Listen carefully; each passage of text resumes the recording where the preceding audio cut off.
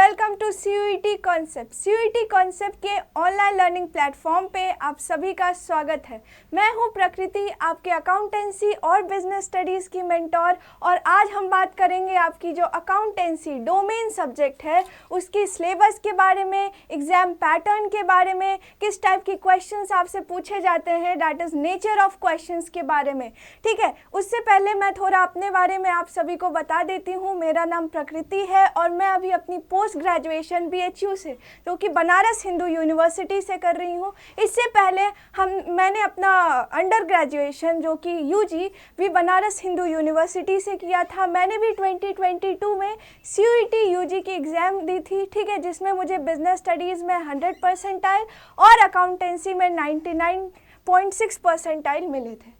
ठीक है, तो चलिए बात करते हैं कि हमें क्या क्या आज देखना है। ठीक है, अगर आप CUET BCom की तैयारी करना चाहते हो, BCom की प्रिपरेशन करना चाहते हो, तो हम लेके आ गए हैं आपके लिए टारगेट बैच, जिसमें अगर आप BA, BA LLB, BSc या BCom की कंप्लीट प्रिपरेशन करना चाहते हो तो आपको जो एक ऑफ़र प्राइस दी गई है हमारे टारगेट बैच की, जो कि कितनी है 1799 की। इसमें आपको क्या क्या मिलेगी? इसमें आपको live plus recorded batches classes मिलेंगे, है ना, टेस्ट सीरीज़ मिलेंगी, और क्या मिलेंगे, जो क्लास नोट्स, क्लास में जो आपको चीज़ें पढ़ाई जाएंगी वो आपको नोट्स के फॉर्मेट में आपको दी जाएंगी। ठीक है, अब इसके लिए आपको क्या करना होगा? इसके लिए सबसे पहले आपको हमारी जो CUET कॉन्सेप्ट की एप्लीकेशन है, जो ऐप है, उसे आपको प्ले स्टोर से डाउनलोड करना होगा। उसमें जाके आप क्या करोगे? रजिस्टर करोगे। रजिस्टर करने के बाद उसमें आपको लॉगिन करना होगा, और आप क्या कर सकते हो, उसके बाद जो आपकी बैच है, दैट इज़ टारगेट बैच,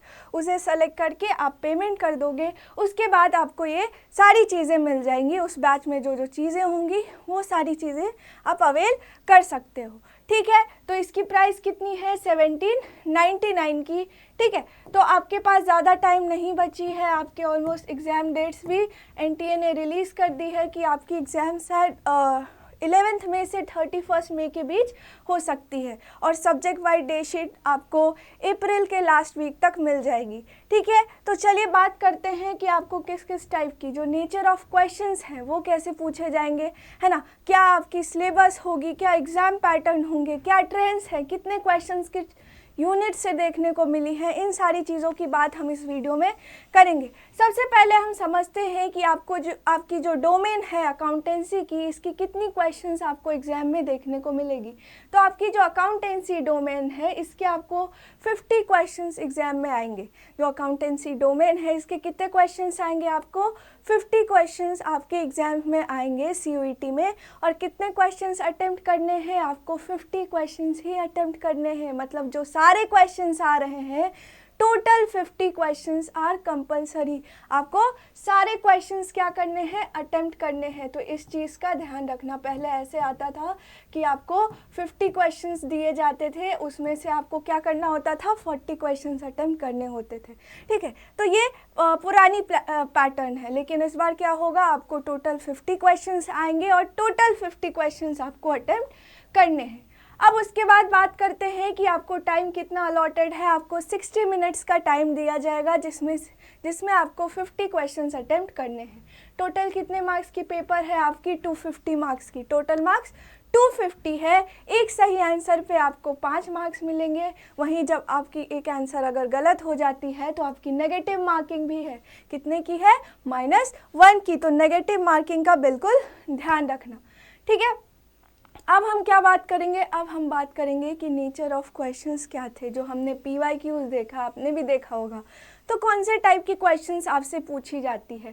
तो सबसे पहले तो आपसे स्टेटमेंट बेस्ड क्वेश्चन पूछी जाएगी। कौन सी क्वेश्चंस? स्टेटमेंट बेस्ड, जिसे आप केस स्टडी भी बोलते हो। ठीक है, तो स्टेटमेंट बेस्ड क्वेश्चन आपसे पूछी जाती हैं।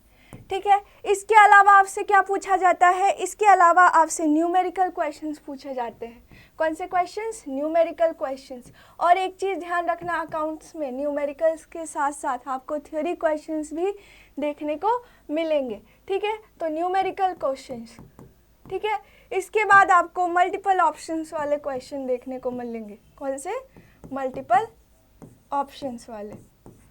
ठीक है, और कौन से क्वेश्चंस मिल सकते हैं, मैच द फॉलोइंग वाले मैचिंग क्वेश्चंस आपको, जैसे हमने देखा होगा टाइप्स ऑफ डिबेंचर्स के क्वेश्चंस हमको देखने को मिले थे, है ना, मैच द फॉलोइंग वाले, ठीक है। और क्या देखने को मिल सकता है आपको, वन लाइनर क्वेश्चन जो है, वन लाइनर क्वेश्चंस, ऐसे क्वेश्चंस आपको एग्जाम में देखने को मिलेंगे, ठीक है। आपकी जो एग्जाम होगी CUET की, उसमें आपको इन सब टाइप्स के क्वेश्चंस देखने को मिलेंगी आपके पेपर में, ठीक है। अब हम क्या देखेंगे, अब हम देखेंगे अपने सिलेबस को। अब आती है मेन चीज़, सबसे इम्पॉर्टेंट चीज़ कि आपको क्या पढ़ना है आपके एग्ज़ाम के लिए, है ना। उससे पहले मैं बता दूं कि अगर आपको प्रॉपर प्रिपरेशन करनी है अपने एग्ज़ाम के लिए, तो आप बाबू जो आपकी NCERT है क्लास 12 की, उसी से पढ़ो। बाहर जाने की कोई ज़रूरत नहीं है, इधर उधर भटकने की कोई ज़रूरत नहीं है। सारी चीज़ें आपको NCERT से पूछी जाती है। जो NTA एग्ज़ाम्स लेती हैं, कभी कभी आप देखोगे कि आपकी जो थ्योरी क्वेश्चंस होती हैं, जैसे बिजनेस स्टडीज़ में, ठीक है, आप देखोगे कि डायरेक्ट आपको NCERT की लाइन दे दी गई रहेगी, ठीक है। इसीलिए आप NCERT से सारी चीज़ें करो, क्योंकि NTA क्या करती है, NCERT से सारी क्वेश्चंस पूछती है, ठीक है। अब सबसे पहले यूनिट में आपको क्या पढ़ना है, पार्टनरशिप के बारे में। तो सबसे पहला आपका यूनिट आता है अकाउंटिंग फॉर पार्टनरशिप। इसमें क्या पढ़ना है, इसमें सबसे पहले आपको पार्टनरशिप की मीनिंग को समझना है कि पार्टनरशिप आखिर होती क्या है ना। पार्टनरशिप के फीचर्स क्या है, पार्टनरशिप की डेफिनीशन दी गई है आपको इंडियन पार्टनरशिप एक्ट 1932 में, ठीक है। उसमें आपको पार्टनरशिप की डेफिनीशन दी गई है, उसको पढ़ना है। क्या पार्टनरशिप की फीचर्स हैं, है ना, उसको पढ़ना है।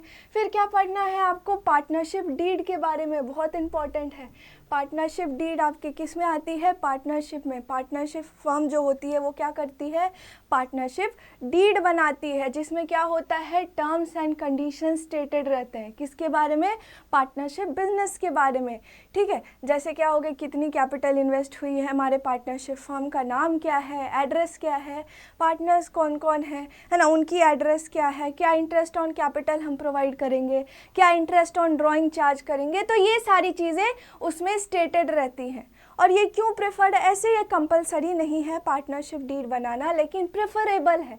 क्यों, क्योंकि अगर फ्यूचर में ऐसी सिचुएशन अराइज हो जाए या फिर डिस्प्यूट अराइज हो जाए, तो इसके बेसिस पे हम क्या कर सकते हैं, जो पार्टनरशिप डीड में आपके टर्म्स एंड कंडीशंस हैं, उसके बेसिस पे हम इन डिस्प्यूट्स को या इन कन्फ्लिक्ट्स को रिजॉल्व कर सकते हैं। तो ये इसकी इम्पॉर्टेंस होती है। तो उसी में आपको क्या पढ़ना है, मीनिंग पढ़नी है पार्टनरशिप डीड की, क्या इम्पॉर्टेंस है एक पार्टनरशिप फर्म में, किसकी, पार्टनरशिप डीड की, उसके बारे में पढ़ना है। फिर क्या पढ़ना है आपको, अकाउंट्स ऑफ पार्टनरशिप की। एक पार्टनरशिप फर्म में हम कौन कौन से अकाउंट्स बनाते हैं, जिसमें आपका कैपिटल अकाउंट आता है, जिसमें हमें 2 कैपिटल मेथड्स को पढ़ने हैं कि कैपिटल अकाउंट्स को मेंटेन करने के 2 मेथड्स होते हैं हमारे। एक आपका क्या आता है, फिक्स कैपिटल मेथड, और दूसरा क्या आता है आपका फ्लक्चुएटिंग कैपिटल मेथड, उसके बारे में पढ़ना है। फिर क्या पढ़ना है, division of profit among the partners की, जो प्रॉफिट हुई है हमारे पार्टनरशिप फर्म से, उसे हम पार्टनर्स के बीच कैसे डिस्ट्रीब्यूट करेंगे। इसके अलावा आपको प्रॉफिट एंड लॉस अकाउंट के बारे में पढ़ना है ना। उसके जो आइटम्स होते हैं, जिसे हम चार्ज अगेंस्ट प्रॉफिट वाले आइटम्स बोलते हैं, उसके बारे में पढ़ना है। फिर किसके बारे में पढ़ना है आपको, profit and loss appropriation account के बारे में, इसके जो आइटम्स रहते हैं, ठीक है, उन सारी चीज़ों को पढ़ना है। और क्या पढ़ना है, guarantee of profit to a partner, और क्या है, पास एडजस्टमेंट। तो ये सारे बहुत इंपॉर्टेंट टॉपिक हैं आपके पार्टनरशिप के, और इससे क्वेश्चंस भी पूछे जाते हैं, ठीक है। दूसरा यूनिट आता है आपका reconstitution of a partnership firm. सबसे पहले आपको समझना होगा कि ये जो रिकंस्टिट्यूशन है, ये जो टर्म है आपकी, क्या, रिकंस्टिट्यूशन, तो इसकी मीनिंग क्या होती है। कब हम बोलते हैं कि एक पार्टनरशिप फर्म की क्या हो रही है, रिकंस्टिट्यूशन हो रही है। कब बोलते हैं, जब जो पार्टनर्स थे हमारे एग्जिस्टिंग पार्टनर्स, उनके बीच जो एग्रीमेंट फॉर्म हुई थी, जो एग्रीमेंट उन्होंने किया था आपस में, जब उसमें चेंजेस आती हैं मीन्स जो एग्जिस्टिंग एग्रीमेंट है वो ख़त्म होके अब हम क्या करते हैं, अब जो पार्टनर्स हैं वो क्या करेंगे, एक नई एग्रीमेंट के बेसिस पे पार्टनरशिप फर्म चलाएंगे। जो टर्म्स एंड कंडीशंस हैं हमारे पार्टनरशिप की, वो रिकंस्टिट्यूशन के टाइम क्या हो जाती है, चेंज हो जाती है। एक चीज़ ध्यान रखना, भले ही आपकी एग्रीमेंट चेंज होती है, पुरानी एग्रीमेंट ख़त्म होती है और एक नई एग्रीमेंट आप फॉर्म होगी और उसके बेसिस पे हम अपने पार्टनरशिप बिजनेस को कैरी ऑन करेंगे, लेकिन जो बिज़नेस है वो ख़त्म नहीं होती है, बिज़नेस चलते ही रहती है, बिज़नेस बंद नहीं होती है। ठीक है, तो उस केस में हम क्या बोलते हैं कि हमारे पार्टनरशिप फर्म की क्या हो रही है, रिकंस्टिट्यूशन हो रही है। अब इसके अंदर आपके अलग अलग टॉपिक्स हैं, जैसे पहला आता है आपका, और ये जो टॉपिक्स हैं ये आपके सेपरेट केसेस भी हैं। किसके cases, reconstitution of a partnership firm के, मतलब इन सिचुएशन में, इन केसेस में हम बोल सकते हैं कि हमारे पार्टनरशिप फर्म की क्या हो रही है, रिकंस्टिट्यूशन हो रही है, जिसमें आपका सबसे फर्स्ट केस आता है changes in profit sharing ratio among the existing partners. इसकी मतलब क्या है, इसका मीनिंग क्या होता है कि जो हमारे एग्जिस्टिंग पार्टनर्स हैं, जो ऑलरेडी हमारे पार्टनरशिप फर्म में काम कर रहे हैं, ठीक है, उनकी जो प्रॉफिट शेयरिंग रेशियो है, प्रॉफिट शेयरिंग रेशियो मीन्स जिस रेशियो में वो अपने प्रॉफिट या लॉसेस को बांट रहे हैं, शेयर कर रहे हैं, तो उस प्रॉफिट शेयरिंग रेशियो में अगर कुछ चेंजेस आ रही हैं, ठीक है, तो उस केस में हम क्या बोलते हैं कि changes in profit sharing ratio among the existing partner. और इसके अंदर हम मोस्ट इंपॉर्टेंटली किस चीज़ को पढ़ते हैं, सैक्रिफाइसिंग रेशियो और गेनिंग रेशियो। इससे क्वेश्चंस आपको डायरेक्ट एनटीए इससे क्वेश्चंस पूछेंगी।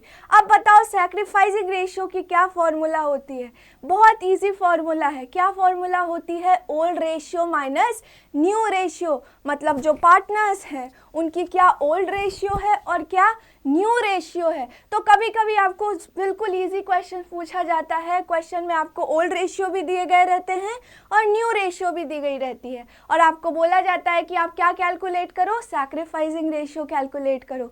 लेकिन कभी कभी आपको ओल्ड रेशियो दी गई रहती है और आपको कुछ सेंटेंसेस या स्टेटमेंट्स दिए गए रहते हैं और आपको बोला जाता है कि आप क्या करो, पहले तो न्यू प्रॉफिट शेयरिंग रेशियो निकालो और उसके बाद क्या करो, उसके बाद सैक्रिफाइसिंग रेशियो कैलकुलेट करो।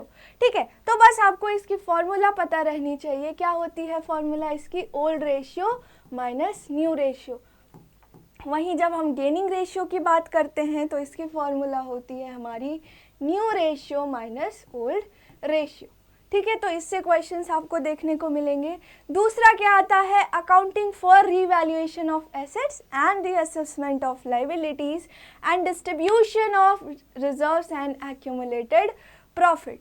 अब जब हम एसेट की रीवैल्यूएशन करते हैं या लायबिलिटीज़ की रीअसेसमेंट करते हैं, तो इसके लिए हम क्या करते हैं, इसके लिए हम पार्टनरशिप फर्म के अंदर या पार्टनरशिप अकाउंट में क्या करते हैं, एक सेपरेट अकाउंट बनाते हैं जिसे हम क्या बोलते हैं, रीवैल्यूएशन अकाउंट। क्या बोलते हैं, रीवैल्यूएशन अकाउंट। ठीक है, और इसकी नेचर क्या होती है, ये नॉमिनल अकाउंट होती है। क्या होती है, नॉमिनल अकाउंट होती है।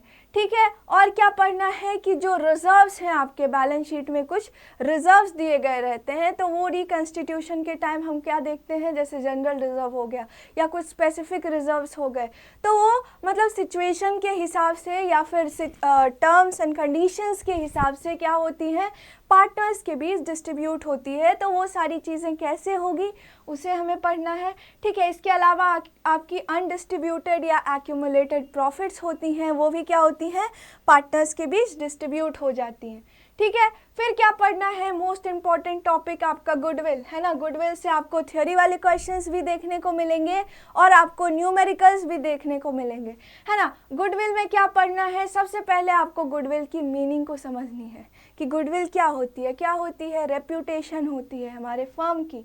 ठीक है, अब गुडविल की नेचर क्या है, जैसे एक सेल्फ जनरेटेड गुडविल होती है और एक आपका परचेज गुडविल होता है ना। सेल्फ जनरेटेड गुडविल को हम अपने बुक्स ऑफ अकाउंट में रिकॉर्ड नहीं करते हैं, वहीं जो परचेज गुडविल होती है वो हमारे बुक्स ऑफ अकाउंट में रिकॉर्ड होती है। अब कौन कौन से ऐसे फैक्टर्स होते हैं जो गुडविल को अफेक्ट करती हैं। ठीक है, जैसे हमारा लोकेशन हो गया बिजनेस का, है ना, हमारे कस्टमर्स कितने हैं, ठीक है, ऐसे कुछ फैक्टर्स होती हैं जो एक फर्म के गुडविल को अफेक्ट करती हैं। अब ये कौन कौन से फैक्टर्स हैं उसके बारे में आपको पढ़ना है। अब कुछ मेथड्स होती हैं किसकी, for the valuation of goodwill, firm के गुडविल को कैलकुलेट करने के लिए या वैल्यूएशन करने के लिए कुछ मेथड्स हैं हमारी, जैसे एवरेज प्रॉफिट मेथड, है ना, और क्या आती है आपकी सुपर प्रॉफिट मेथड, और तीसरा आता है आपका कैपिटलाइजेशन मेथड। अब कैपिटलाइजेशन मेथड के अंदर भी दो मेथड्स आपकी आती हैं, एक आता है capitalisation of average profit method और दूसरा क्या आता है आपका capitalisation of super profit method. क्या आता है, पहला आता है आपका capitalisation of average profit method और दूसरा आता है आपका capitalisation of super profit method.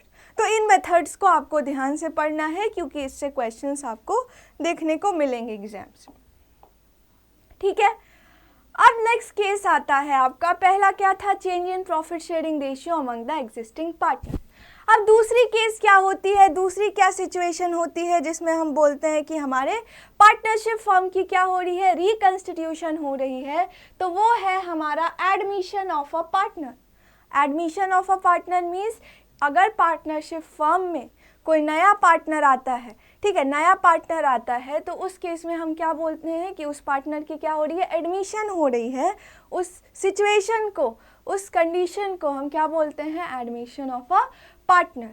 अब इसमें आपको क्या क्या पढ़ना है, effect of admission of partnership.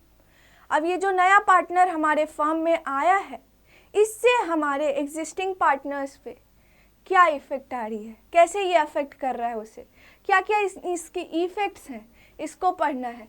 कैसे प्रॉफिट शेयरिंग रेशियो चेंज हो जाएंगी सारे पार्टनर्स के बीच, कैसे ट्रीटमेंट होगा, किस चीज़ का, गुडविल का, है ना, एसेट्स और लायबिलिटीज़ की रीवैल्यूएशन कैसे होगी, जो रिजर्व्स हैं वो पार्टनर्स के बीच कैसे डिस्ट्रीब्यूट होंगी, अगर एक्यूमुलेटेड प्रॉफिट्स हैं वो कैसे हम डिस्ट्रीब्यूट करेंगे अपने पार्टनर्स के बीच। और लास्ट में आपका आता है एडजस्टमेंट ऑफ कैपिटल, जिसमें जो सारे पार्टनर्स हैं कैपिटल के हिसाब से हम क्या करते हैं, उनके कैपिटल को क्या करते हैं, हम एडजस्ट करते हैं, ठीक है, जो रेशियोज हम कैलकुलेट करेंगे उसके हिसाब से हम उनके कैपिटल को एडजस्ट करते हैं, ठीक है। तो इसके लिए हमें पार्टनर्स कैपिटल अकाउंट बनाना पड़ता है, ठीक है। तो ये सारी चीज़ें आपकी एडमिशन के अंदर आती हैं। फिर आता है नेक्स्ट केस आपका रिटायरमेंट और डेथ ऑफ अ पार्टनर, ठीक है। रिटायरमेंट मीन्स जब जो हमारा पार्टनर है, कोई पार्टनर हमारी फर्म को छोड़ के चला जाता है, और डेथ के केस में क्या होता है कि हमारे किसी पार्टनर की, जो हमारे पार्टनरशिप फर्म में काम कर रहा है, तो उसकी क्या हो जाती है, उसकी डेथ हो जाती है। तो उस केस में हमें क्या करना होता है, सबसे पहले तो रेशियोज कैलकुलेट करने होते हैं। तो क्या करेंगे हम, change in profit sharing ratio, कि कैसे प्रॉफिट शेयरिंग रेशियो पार्टनर्स के बीच चेंज होगी, ठीक है, गुडविल की कैसे ट्रीटमेंट होगी, है ना। फिर क्या है, revaluation of assets and reassessment of liabilities. फिर क्या करते हैं हम, एक्यूमुलेटेड प्रॉफिट को कैसे एडजस्ट करेंगे, ठीक है। तो ये सारी चीज़ें जो है ये कॉमन है, जैसे एडमिशन में, रिटायरमेंट में, डेथ में, ये कुछ टॉपिक्स हैं जो आपके जैसे गुडविल हो गए, रिवैल्यूएशन अकाउंट वाले हो गए, एक्यूमुलेटेड प्रॉफिट और रिजर्व्स को कैसे डिस्ट्रीब्यूट करेंगे, तो ये आपके कॉमन टॉपिक्स आ जाते हैं। फिर हम क्या सीखते हैं कि जो डिसीज पार्टनर है, डिसीज पार्टनर में जिसकी डेथ हो गई है, उसका प्रॉफिट शेयर हम कैसे निकालेंगे, ठीक है। जिस डेट को उसकी डेथ हुई है उस डेट तक जो उसकी प्रॉफिट शेयर है उसे हम कैसे निकालेंगे, उसकी कुछ मेथड्स होती हैं, दो मेथड्स होती हैं, उसके बारे में हम पढ़ेंगे। फिर क्या पढ़ेंगे, preparation of partners capital account, ठीक है। डिसीज पार्टनर्स कैपिटल अकाउंट मतलब जिस पार्टनर की डेथ हो गई है उसके कैपिटल अकाउंट को हम कैसे बनाएंगे, ठीक है। उसके एग्जीक्यूटर के अकाउंट को कैसे बनाएंगे, ठीक है, जो लीगल है उसके अकाउंट को कैसे बनाएंगे, और लोन अकाउंट कैसे बनाएंगे, है ना, लोन अकाउंट कैसे बनाएंगे। तो इन सारी चीज़ों को आपको पढ़ना है रिटायरमेंट और डेथ के अंदर, ठीक है। फिर आता है आपका तीसरा यूनिट। अब यहाँ तक जो चीज़ें हमने पढ़ी, ये जो आपके सेपरेट टॉपिक्स थे, चाहे change in profit sharing ratio among the existing partner, चाहे आपकी admission of a partner, retirement और डेथ ऑफ अ पार्टनर, ये सारे केसेस थे आपके reconstitution of a partnership firm, ठीक है। अब आपकी थर्ड यूनिट आती है, that is dissolution of a partnership firm. ठीक है, ये आपकी क्या है, थर्ड यूनिट है। इसके अंदर सबसे पहले आपको dissolution of a partnership firm की क्या मीनिंग होती है वो समझना है। इसमें एक इम्पॉर्टेंट टॉपिक आता है, क्या आता है इम्पॉर्टेंट टॉपिक, कि dissolution of a partnership firm versus dissolution of partnership. ठीक है, इनके बीच क्या डिफरेंस है, क्या डिफरेंस है dissolution of a partnership firm और डिसॉल्यूशन ऑफ अ पार्टनरशिप में क्या डिफरेंस है। तो जब हम डिसॉल्यूशन ऑफ अ पार्टनरशिप की बात करते हैं कि पार्टनरशिप के डिसॉल्यूशन की मीनिंग होती है कि जो पार्टनर्स हैं उनके बीच जो इकोनॉमिक रिलेशनशिप है वो चेंज हो जाती है। लेकिन जब बात करते हैं हम dissolution of a partnership firm की, तो इसमें क्या होती है कि जो पार्टनर्स हैं उनकी जो इकोनॉमिक रिलेशनशिप है वो क्या हो जाती है, ख़त्म हो जाती है। मतलब जो हमारी बिजनेस है, जो हमारी फर्म है वो बंद हो जाती है। ठीक है, तो ये डिफरेंस होते हैं। इसके और भी कुछ पॉइंट्स हैं जो बहुत इंपॉर्टेंट है, इसे आपको समझना है। फिर जो सेटलमेंट्स ऑफ अकाउंट, मतलब हम जब डिसॉल्यूशन के केस में हम कौन कौन से अकाउंट्स बनाते हैं, तो सबसे पहला आपका रियलाइजेशन अकाउंट होता है। जैसे हम एडमिशन और रिटायरमेंट के केस में क्या करते हैं, एसेट्स और लाइबिलिटीज़ के लिए रीवैल्यूएशन अकाउंट बनाते हैं। लेकिन डिसॉल्यूशन के केस में हम क्या करेंगे, उसके लिए हम एसेट और लाइबिलिटीज़ के लिए रियलाइजेशन अकाउंट बनाते हैं। ठीक है, क्या करते हैं, रियलाइजेशन अकाउंट बनाते हैं, एसेट्स को रियलाइज़ करते हैं। ठीक है, लाइबिलिटीज़ की पेमेंट करते हैं। क्यों, क्योंकि हमारी बिजनेस बंद हो रही है, सारा बिजनेस ख़त्म हो रहा है। और कौन कौन से अकाउंट्स, जैसे बैंक अकाउंट हम बनाते हैं, loan account, partners loan account बनाते हैं। ठीक है, ऐसे जो जो अकाउंट्स हम प्रिपेयर करते हैं अपने डिसॉल्यूशन के अंदर, तो इन सारी चीज़ों के बारे में हम डिस्कस करेंगे। अब इसमें से कुछ टॉपिक्स आपको एक्सक्लूडेड हैं कुछ टॉपिक्स आपके, जैसे पीस मील डिस्ट्रीब्यूशन की बात करते हैं हम, या फिर sale to a company and insolvency of a partner. तो ये सारे टॉपिक्स आपके एक्सक्लूडेड हैं, मतलब ये सारी चीज़ें आपको एग्जाम में नहीं पूछी जाएंगी। ठीक है, तो ये थी आपकी थर्ड यूनिट के अंदर। फोर्थ यूनिट आता है, यहाँ से आपकी अकाउंटेंसी की, जो 12th की अकाउंटेंसी है, यहाँ का सेकंड पार्ट आपका शुरू हो जाता है। अभी तक जो हमने बात करी ये सारी पार्टनरशिप अकाउंट से रिलेटेड थी। अब हम किसके बारे में पढ़ेंगे, अब हम पढ़ेंगे कंपनी अकाउंट्स के बारे में। अब कंपनी अकाउंट्स के अंदर मेनली जो आपके टॉपिक्स हैं, जैसे एक आता है आपका इशू ऑफ शेयर्स, कि कंपनी कैसे अपने शेयर्स को इशू करती है, और दूसरा क्या आता है, इशू ऑफ डिवेंचर्स, मतलब कंपनी कैसे अपने डिवेंचर्स को इशू करती है। तो ये आपके मेन टॉपिक्स होते हैं आपके कंपनी अकाउंट्स के अंदर। तो कंपनी अकाउंट्स में आपको बेसिकली क्या पढ़ना है, accounting for shares and debenture capital. अब जब हम शेयर्स की बात करते हैं या इशू ऑफ शेयर्स की बात करें, तो इसके अंदर सबसे पहले आपको कंपनी की मीनिंग को समझना होगा कि कंपनी क्या है, कंपनी के फीचर्स क्या होते हैं, है ना, कंपनी के टाइप्स क्या होते हैं, जैसे private company, public company, one person company. ठीक है, तो इनकी मीनिंग क्या होती है, इसको आपको समझना होगा। फिर आपको क्या पढ़ना है कि शेयर कैपिटल क्या होती है ना, शेयर कैपिटल की मीनिंग क्या है ना, नेचर क्या होती है शेयर कैपिटल की, और शेयर कैपिटल के कितने टाइप्स होते हैं, जैसे ऑथराइज कैपिटल, है ना, फिर क्या आता है इशूड कैपिटल, सब्सक्राइब कैपिटल, है ना, subscribe but fully paid up, not fully paid up, called capital, uncalled capital. ठीक है, तो ऐसे बहुत सारे टाइप्स के आपके शेयर कैपिटल होते हैं जिसके बारे में आपको पढ़ना है। फिर आते हैं अकाउंटिंग फॉर शेयर कैपिटल। अब कंपनी कैसे अपने शेयर्स को इशू करती है, इसके अंदर आपको issue and allotment of equity and preference shares के बारे में पढ़ना है कि कंपनी कैसे शेयर्स इशू करती है, कैसे अलॉट करती है, क्या प्रोसेस होती है इसकी। पहले एप्लीकेशन आता है, ठीक है, एप्लीकेशन मनी लेगी कंपनी, अलॉटमेंट मनी लेगी, है ना, फिर शेयर्स अलॉट करेगी, फिर first call, second call, final call. तो ऐसे इंस्टॉलमेंट में क्या करते हैं, शेयर होल्डर्स पेमेंट करते हैं जो शेयर कंपनी इशू करती है उसके बदले। ठीक है, फिर किसके बारे में पढ़ना है आपको, ओवर सब्सक्रिप्शन के बारे में। ओवर सब्सक्रिप्शन मीन्स कि जितने शेयर्स के लिए कंपनी क्या कर रही है, इनवाइट कर रही है पब्लिक को। एक कंपनी अपने जितने शेयर्स के लिए पब्लिक को इनवाइट कर रही है, उससे ज़्यादा शेयर्स के लिए हमें एक कंपनी को क्या हो रही है, एप्लीकेशंस रिसीव हो रही है। मान लो कंपनी ने इनविटेशन भेजा 1000 शेयर्स के लिए, लेकिन एप्लीकेशन कितने की मिली है, 1200 शेयर्स की। तो ये जो 200 का क्या हो गया, ज़्यादा सब्सक्रिप्शन आ गया। ठीक है, तो इस केस को हम क्या बोलेंगे, ओवर सब्सक्रिप्शन। अब कंपनी इसे कैसे ठीक करेगी, ठीक है, इसे कैसे ओवरकम करेगी, क्या क्या कर सकती है। ठीक है, तो कंपनी के पास ऑप्शंस रहती है, जैसे प्रो राटा अलॉटमेंट होता है, या फिर कंपनी रिफंड करती है जो एक्सेस अमाउंट है उसे। तो मेथड्स होते हैं। ठीक है, अब अंडर सब्सक्रिप्शन के बारे में पढ़ना है। मतलब जो कंपनी क्या कर रही है, एक पर्टिकुलर नंबर ऑफ शेयर्स के लिए इनविटेशन भेज रही है पब्लिक को, लेकिन एप्लीकेशन उससे कम नंबर ऑफ शेयर्स की आई। जैसे कंपनी 1000 शेयर्स के लिए इनविटेशन भेज रही है, लेकिन कितने की सब्सक्रिप्शन आई है, मतलब एप्लीकेशन कितने के लिए रिसीव हुई है, 800 के लिए। तो यहाँ हम क्या देख रहे हैं, कम लोगों ने क्या किया है, सब्सक्राइब किया है, उसे क्या किया है, एप्लीकेशन भेजा है। तो उस केस को हम क्या बोलते हैं, अंडर सब्सक्रिप्शन। ठीक है, अब देखो फिर आता है कि कंपनी को कुछ मेथड्स फॉलो करने होते हैं फॉर इशूइंग शेयर्स। जैसे कंपनी पार पे शेयर्स इशू कर सकती है और प्रीमियम पे इशू कर सकती है। पार पे मीन्स कि जितनी एक्चुअल फेस वैल्यू है शेयर की, उतने ही प्राइस पे कंपनी क्या कर रही है, शेयर्स इशू कर रही है। लेकिन जब हम प्रीमियम की बात करते हैं, जब शेयर्स को कंपनी प्रीमियम पे इशू करती है, मतलब क्या है कि जो शेयर्स की एक्चुअल फेस वैल्यू है उससे ज़्यादा प्राइस पे क्या कर रही है, कंपनी शेयर्स इशू कर रही है। तो उस केस में हम बोलते हैं कि shares are issued at premium. अब एक चीज़ ध्यान रखना कि पब्लिक को कंपनी जनरल पब्लिक को शेयर्स डिस्काउंट पे इशू नहीं कर सकती है।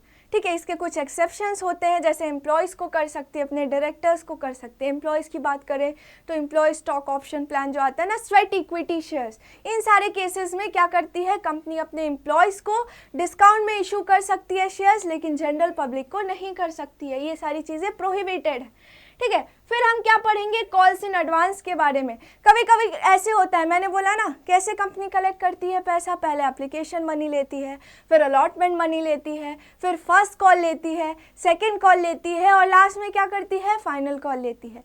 तो मान लो क्या किया है, जो शेयर होल्डर्स ने क्या किया है, एक पर्टिकुलर नंबर ऑफ शेयर्स पे उन्होंने एप्लीकेशन मनी पे कर दिया, अलॉटमेंट मनी पे कर दिया। अब उन्होंने क्या किया, एक चीज़ ध्यान रखना, जैसे जैसे क्या करती है कंपनी पैसे मांगती है, वैसे वैसे जो शेयर होल्डर्स हैं वो पे करते हैं। अब क्या हो गया कि जब कंपनी ने शेयर होल्डर से अलॉटमेंट मनी मांगा, तो कुछ शेयर होल्डर्स ने क्या किया कि एक पर्टिकुलर नंबर ऑफ शेयर्स पे फर्स्ट कॉल का भी पैसा किसके साथ पे कर दिया, अलॉटमेंट मनी के साथ पे कर दिया, मतलब पहले पे कर दिया। तो इस केस को हम बोलते हैं कि जो कॉल मनी है वो एडवांस में पे हुई है हमें। ठीक है, तो इसे हम क्या बोलेंगे, कॉल्स इन एडवांस। वहीं जब हम कॉल्स इन अरियर्स की बात करते हैं तो ये हो गया आपके आउटस्टैंडिंग मीन्स कि अब कंपनी क्या कर रही है, कंपनी अलॉटमेंट मनी मांग रही है। एक शेयर होल्डर ने क्या किया, एक पर्टिकुलर नंबर ऑफ शेयर्स पे पैसे पे नहीं किए उसने, है ना, एक पर्टिकुलर नंबर ऑफ शेयर्स पे उन्होंने अभी तक अलॉटमेंट मनी पे नहीं किया है। ठीक है, तो उसे हम क्या बोलेंगे, उसे हम कॉल्स इन अरियर्स बोलेंगे या आउटस्टैंडिंग कॉल मनी बोलेंगे। ठीक है, फिर आता है आपका issue of shares for consideration other than cash. इसकी मीनिंग क्या होती है कि कभी कभी क्या करती है ना कंपनी, जब एसेट परचेज करती है वेंडर से, तो उसे कैश में पेमेंट ना करके अपने कुछ शेयर्स इशू कर देती है। ठीक है, अपने कुछ शेयर्स इशू कर देती है, तो उसे हम बोलते हैं issue of shares for consideration other than cash. तो उस केस में क्या जर्नल एंट्रीज होती हैं, इसके बारे में हम देखेंगे। ठीक है, फिर क्या आता है आपका accounting treatment of forfeiture of shares and issue of shares. ये बहुत इंपॉर्टेंट टॉपिक है क्योंकि इससे क्वेश्चंस एनटीए का ये फेवरेट टॉपिक है। ठीक है, इससे क्वेश्चंस आपको देखने को ही मिलेंगे।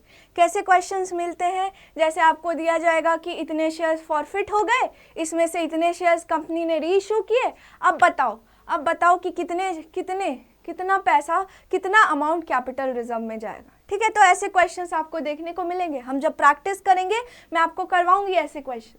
ठीक है, तो क्या पढ़ना है हमें फॉरफीचर्स ऑफ शेयर के बारे में, कि जब शेयर्स फॉरफिट होती है तो उसकी क्या अकाउंटिंग ट्रीटमेंट होती है।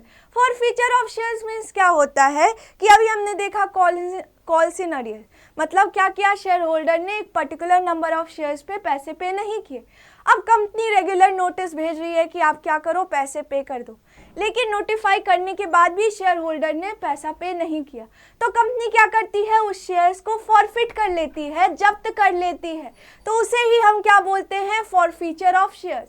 तो उस केस में क्या अकाउंटिंग ट्रीटमेंट होती है।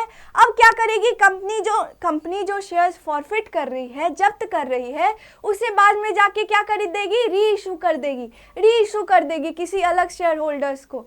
तो उस केस में क्या अकाउंटिंग ट्रीटमेंट होगी, इसी से हमें अमाउंट मिलता है कैपिटल रिजर्व का। जब हम जर्नल एंट्रीज करते हैं तो आप देखते होंगे कि लास्ट में, ठीक है, जब फॉरफीचर और री इशू की जो जर्नल एंट्री होती है ना, लास्ट में हम देखते हैं कि कैपिटल रिजर्व में कुछ अमाउंट ट्रांसफर होता है। यही क्वेश्चंस आपसे पूछे जाते हैं कि कैपिटल रिजर्व में कितने अमाउंट जाएंगे, ठीक है।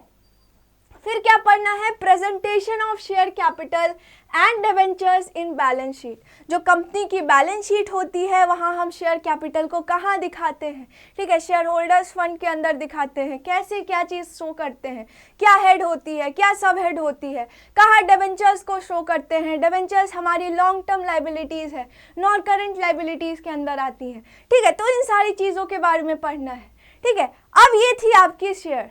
अब आता है आपका इशू ऑफ डिवेंचर। अभी हमने इशू ऑफ शेयर्स के बारे में पढ़ा, अब हम किसके बारे में पढ़ेंगे, इशू ऑफ डिवेंचर्स के बारे में।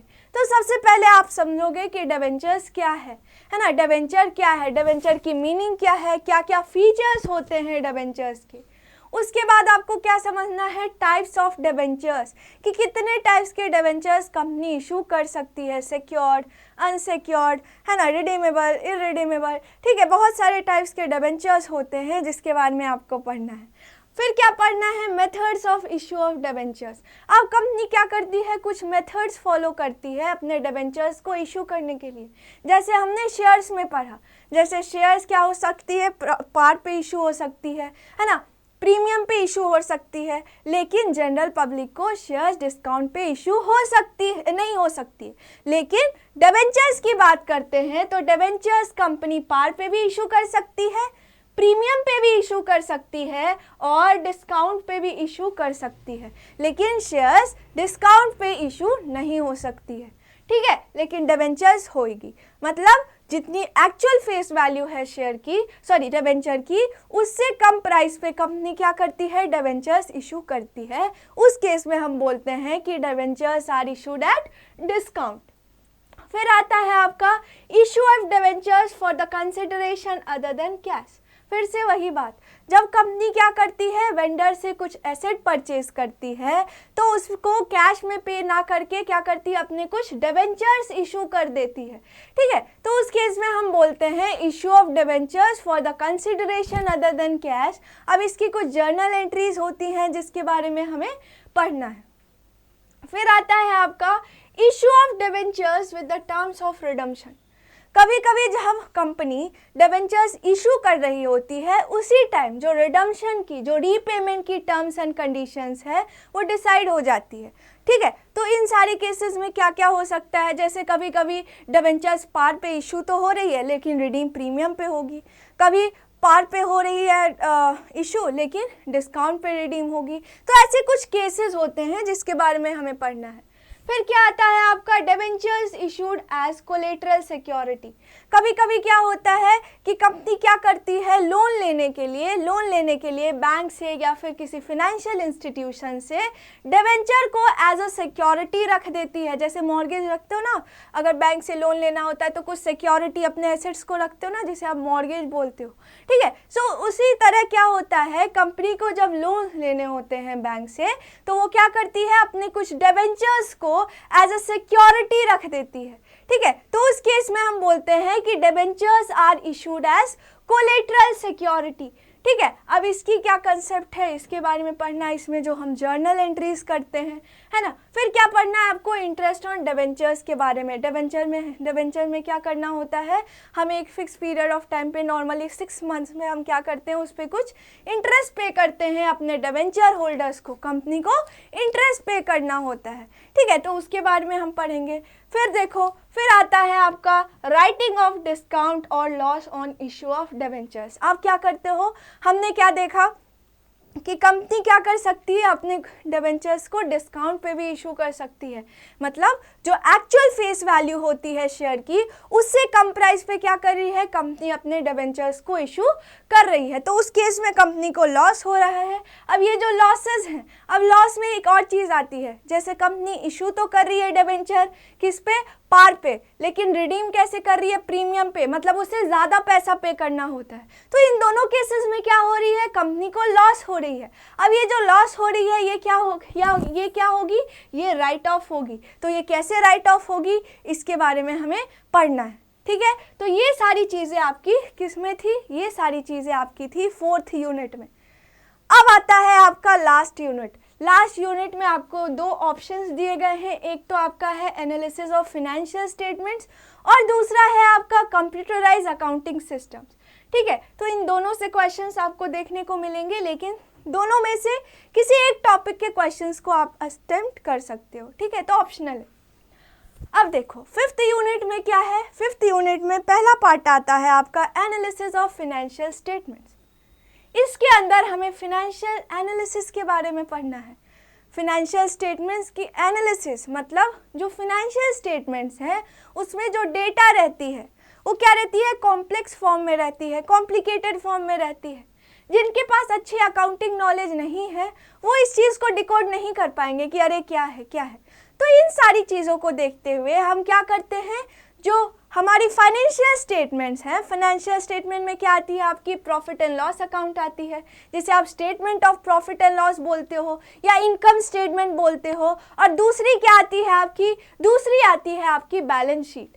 अब ये जो प्रॉफिट एंड लॉस अकाउंट है ये क्या दिखाती है कि हमें बिजनेस से कितनी नेट प्रॉफिट मिली है, नेट लॉस हुई है, तो ये ऑपरेशंस के बारे में दिखाती है। लेकिन जो बैलेंस शीट है वो क्या दिखाती है कि हमारे बिजनेस की क्या फाइनेंशियल पोजीशन है एक पर्टिकुलर पॉइंट ऑफ टाइम पे। ठीक है, तो वो सारी चीज़ें आपकी कौन शो करती है, बैलेंस शीट। बैलेंस शीट में आप कैपिटल, एसेट्स और लायबिलिटीज़ को रिकॉर्ड करते हो। अब ये जो डेटा है आपके फाइनेंशियल स्टेटमेंट्स में ये कॉम्प्लिकेटेड फॉर्म में है। अब क्या करेंगे, इसे हम कन्वर्ट करेंगे किसमें, अंडरस्टैंडेबल फॉर्म में, सिंपल फॉर्म में।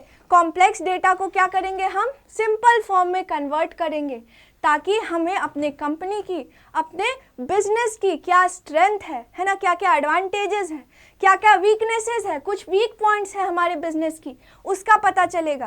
प्रॉफिटेबिलिटी, हमारे बिजनेस कितना प्रॉफिट कमा रही है ना, क्या सॉल्वेंसी है, क्या बिजनेस अपने लॉन्ग टर्म लाइबिलिटीज को पे कर सकती है कि नहीं। ठीक है, शॉर्ट टर्म लाइबिलिटीज को जब हम सॉल्वेंसी की बात करते हैं तो यहाँ आती है आपकी लॉन्ग टर्म लाइबिलिटीज की बात, मतलब बिजनेस एबल है कि नहीं अपने लॉन्ग टर्म लाइबिलिटीज को पे करने के लिए। लेकिन जब हम लिक्विडिटी की बात करते हैं तो लिक्विडिटी में आपकी शॉर्ट टर्म लाइबिलिटीज़ आती हैं कि बिजनेस कितनी एबल है अपने शॉर्ट टर्म लाइबिलिटीज़ को पे करने के लिए। तो इन सारी चीज़ों का पता हमें फिनेंशियल एनालिसिस से चलता है। अब फिनेंशियल एनालिसिस के कुछ टूल्स होते हैं, कुछ मेथड्स होते हैं।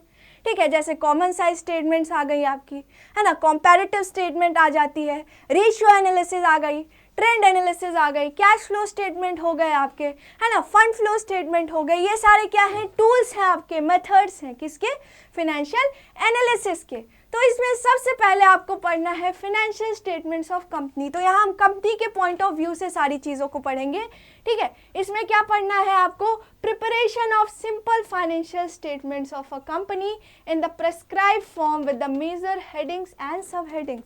इसमें जो कंपनी की फाइनेंशियल स्टेटमेंट है, income statement that is statement of profit and loss, और जो बैलेंस शीट है इसे हम कैसे बनाएंगे, किसके बेसिस पे, जो फॉर्मेट दी गई है आपके कंपनीज एक्ट 2013 के अंदर, उस फॉर्मेट के बेसिस पे हम कैसे इस फाइनेंशियल स्टेटमेंट को बनाएंगे, क्या हेडिंग्स होगी, क्या हमारी मेजर हेडिंग्स होगी, क्या इसकी सब हेडिंग्स होगी, इसके बारे में पढ़ना है।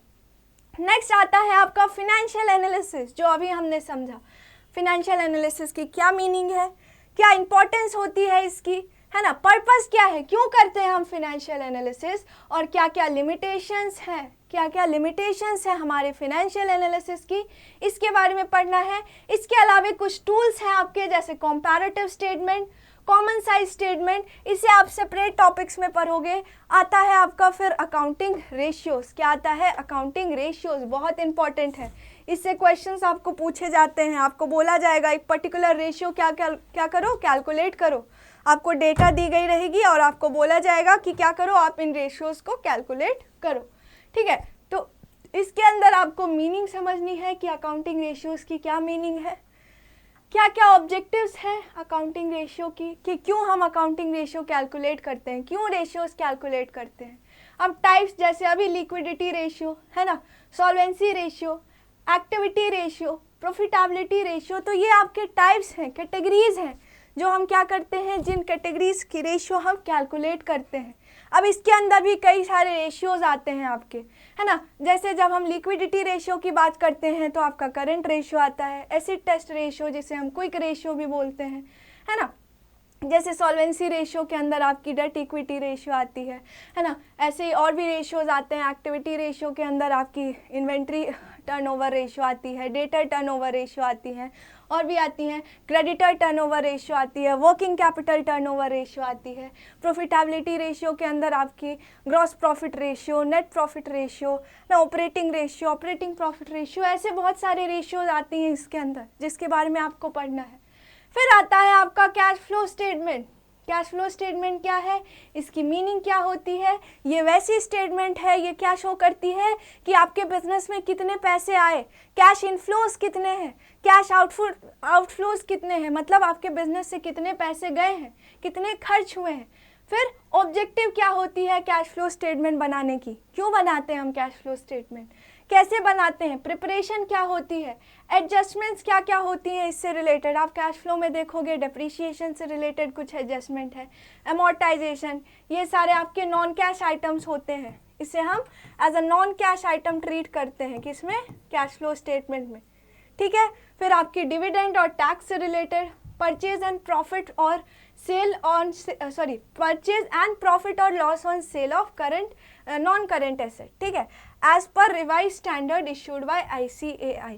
अब कैश फ्लो स्टेटमेंट में जो हम कैश फ्लो कैलकुलेट करते हैं 3 एक्टिविटीज़ के अंदर, एक आता है आपका cash flow from operating activity, दूसरा आता है cash flow from investing activity, और तीसरा आता है cash flow from financing activity. तो इससे हम क्या करते हैं, कैश फ्लो कैलकुलेट करते हैं कि इन एक्टिविटीज़ के अंदर कितने कैश इनफ्लोज हुए हैं, कितने आउटफ्लोज हुए हैं। ठीक है, तो इन सारी चीज़ों के बारे में आपको पढ़ना है।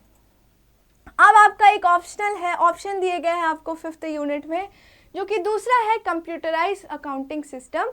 इसमें क्या क्या पढ़ना है एक बार मैं बता देती हूँ। Overview of concept and types of computerise accounting system. Computerise accounting system की क्या कंसेप्ट्स हैं, क्या क्या टाइप्स हैं, उसके बारे में पढ़ना है।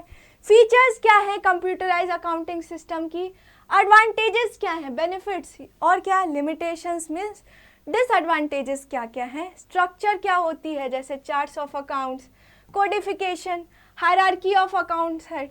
ठीक है, इन सारी चीज़ों के बारे में। फिर अकाउंटिंग इंफॉर्मेशन सिस्टम। ठीक है, इन सारी चीज़ों के बारे में पढ़ना है आपको। फिर क्या पढ़ना है, accounting applications of electronic spreadsheet, features offered by electronic spreadsheet.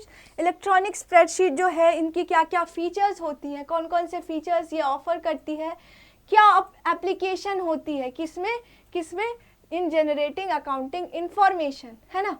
Preparing reports using pivot table, common errors in spreadsheet, depreciation schedule, loan repayment schedule, payroll accounting. तो ये सारी चीज़ें को आपको पढ़ना है। ठीक है, फिर क्या पढ़ना है आपको, graphs and charts in electronic spreadsheet for business data. तो ये सारी चीज़ें आपकी किसके अंदर थी, ये सारी चीज़ें थी आपकी कंप्यूटराइज अकाउंटिंग सिस्टम के अंदर।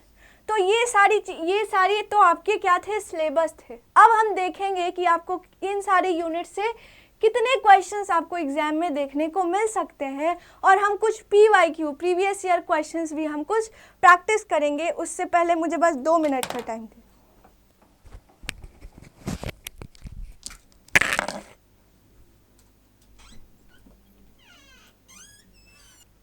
हाँ, तो हम बात करते हैं कि आपके जो यूनिट्स हैं, ये सारे 5 यूनिट्स जो हैं, आपको इससे कितने क्वेश्चंस देखने को मिल सकते हैं।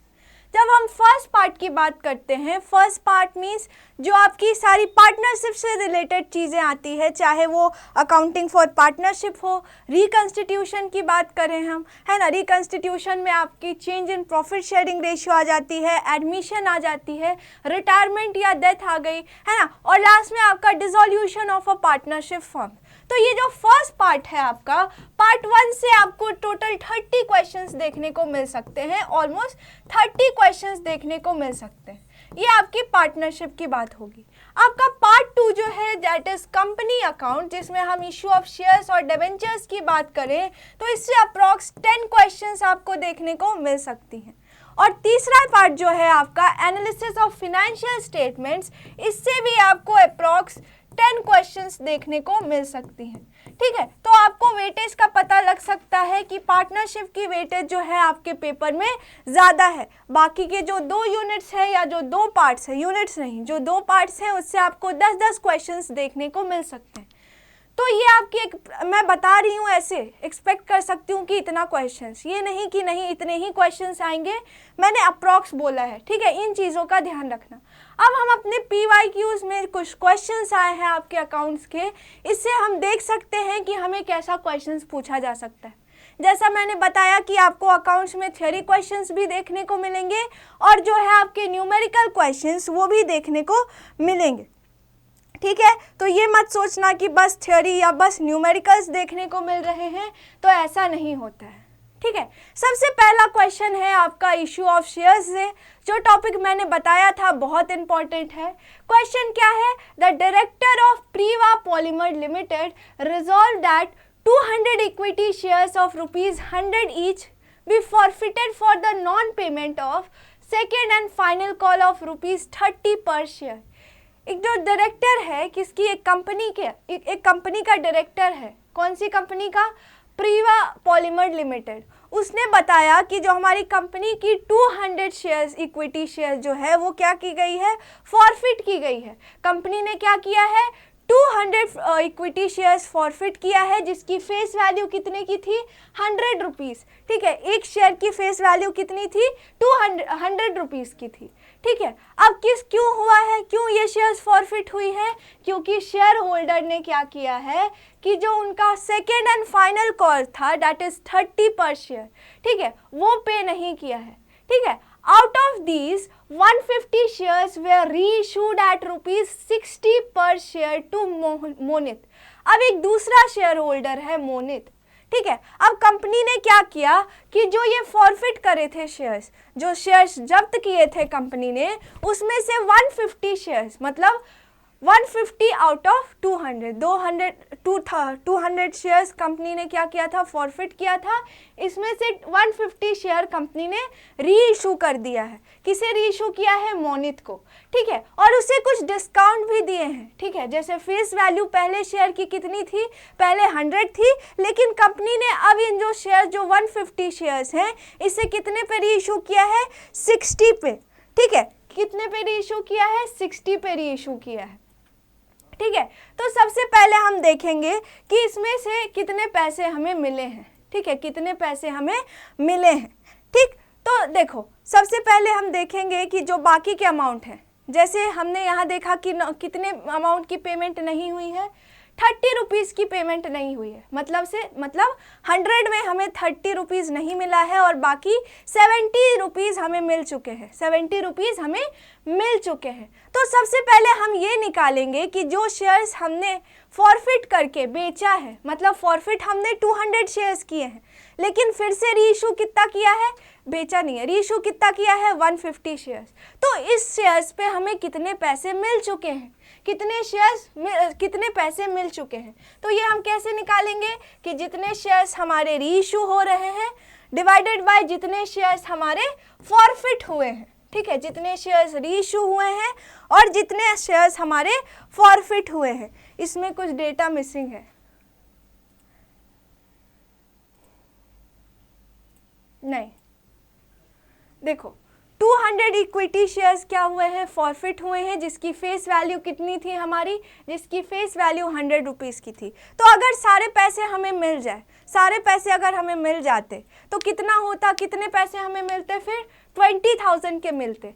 लेकिन हमें बस 70 रुपीज़ यहाँ मिली है। मतलब यहाँ हम देख रहे हैं कि 30 रुपीज़ जो है हमारे सेकेंड और फाइनल कॉल पे वो हमें रिसीव नहीं हुई है। मतलब बाकी की 70 रुपीज़ हमें मिल चुकी है।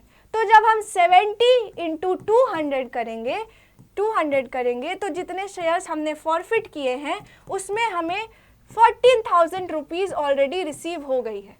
लेकिन हमें निकालना है कि जितनी शेयर, ये फॉरफिटेड शेयर जितनी री इशू हुई है उस पर हमें कितना पैसा मिला है। तो ये हम कैसे निकालेंगे कि जितनी शेयर हमारी री इशू हो रही है डिवाइडेड बाय जितनी शेयर्स हमने फॉरफिट करा है इंटू जितने पैसे हमें रिसीव हुए हैं। ठीक है, तो क्या आएगा हमारा 70 that is rupees 10,500, I think 10,500।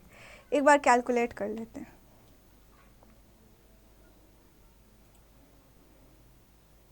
10,500। अब हमने देखा कि इतने पैसे हमें रिसीव हो गए किस पे, जिस शेयर को, ये जो 150 शेयर हम फिर से री इशू कर रहे हैं, उस शेयर पे हमें 10,500 रुपीज़ रिसीव हुए। अब ये जो हमने री इशू किया है, ये आप देख रहे हो कि इसे हमें 61 शेयर पे री इशू किया है। मतलब हमने इसकी फेस वैल्यू 100 रुपीज़ की थी और 60 पे हम इसे क्या कर रहे हैं, री इशू कर रहे हैं। मतलब जो हमने डिस्काउंट दिया है वो कितने का दिया है, ये डिस्काउंट हम दे रहे हैं 40 का। ठीक है, 40 का। तो कितना डिस्काउंट हमने दिया है, एक तो 150 शेयर्स हम क्या कर रहे हैं, 150 शेयर्स हम री इशू कर रहे हैं और 40 रुपीज़ का हमने क्या किया है, डिस्काउंट दे दिया है। तो मतलब 150 इंटू 40 दैट इज 6,000 का हमने टोटल डिस्काउंट दिया है। अब यहाँ हमसे पूछा जा रहा है कि कितने अमाउंट हमारी कैपिटल रिजर्व में जाएंगी। तो कैपिटल रिजर्व में कितनी अमाउंट जाएगी, कैपिटल रिजर्व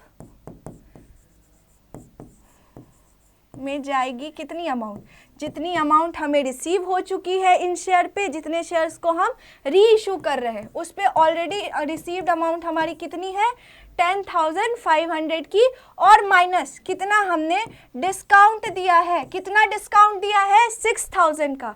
मतलब जो रिमेनिंग पार्ट है हमारा वो हमारे किस में चला जाएगा, वो हमारे कैपिटल रिजर्व में चला जाएगा।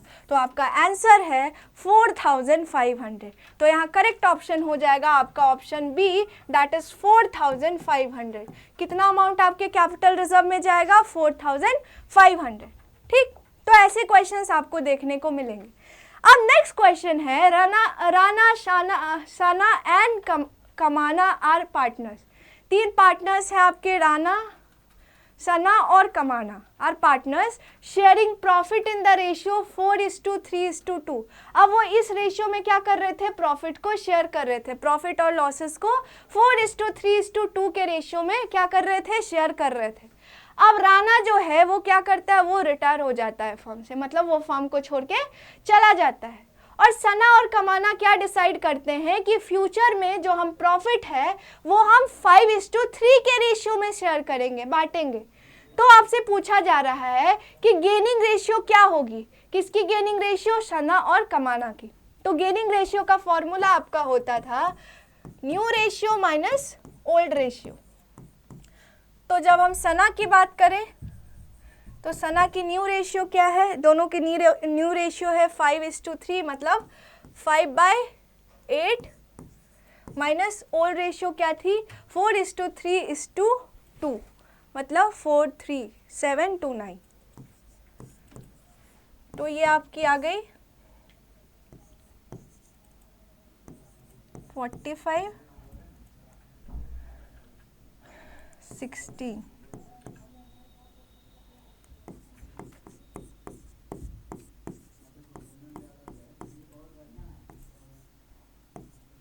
तो ये आएगी आपकी 29।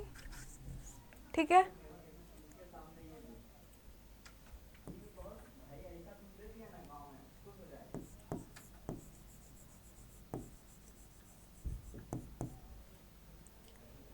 (3/8 - 2/9, तो ये आ गया आपका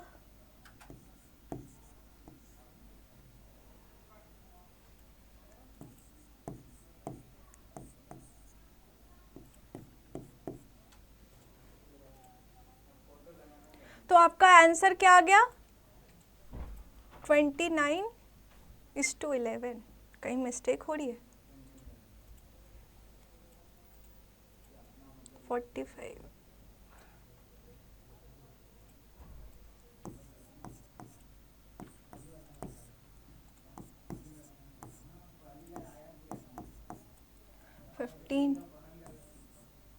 नहीं करेक्ट है, यहाँ कुछ एरर हो गई है। आपका रेशियो क्या आएगा, गेनिंग रेशियो आ रहा है आपका 29:11, यहाँ 29 होगा, तो यहाँ आपका करेक्ट ऑप्शन हो जाएगा ऑप्शन ए, दैट इज 29:11। ठीक है,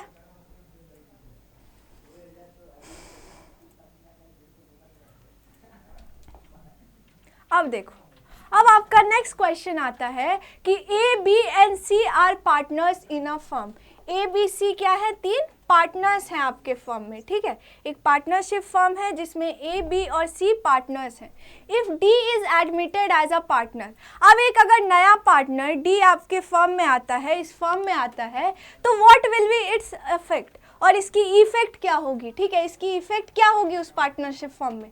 तो पहला है कि old partnership firm is dissolve, मतलब जो पुरानी पार्टनरशिप फर्म है वो डिसॉल्व हो जाएगी, मतलब बिजनेस खत्म हो जाएगी, नहीं। फिर दूसरा क्या है, old partnership and old firm and old partnership is dissolve.